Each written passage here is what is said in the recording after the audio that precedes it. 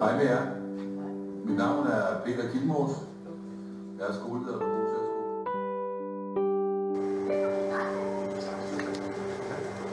Og jeg skal blive til velkommen og så også lige læse dagen op.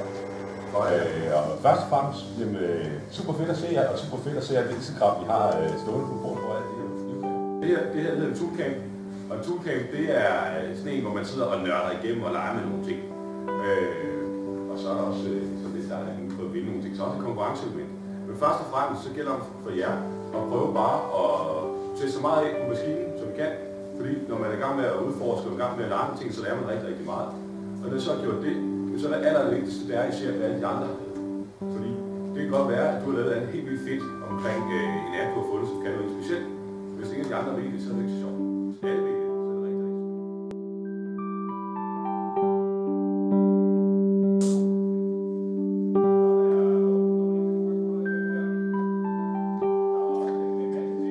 Og det er meget fedt, at man hurtigt kan spille og lave collage.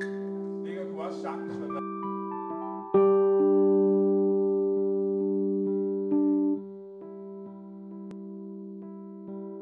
Skraldespanden, taburetten, håndvasken, dørhåndtaget, mappen, barnealarm.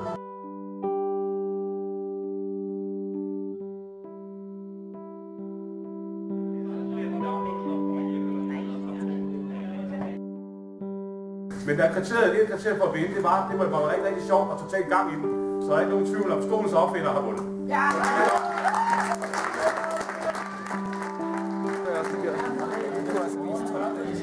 Det behøvede jeg ikke.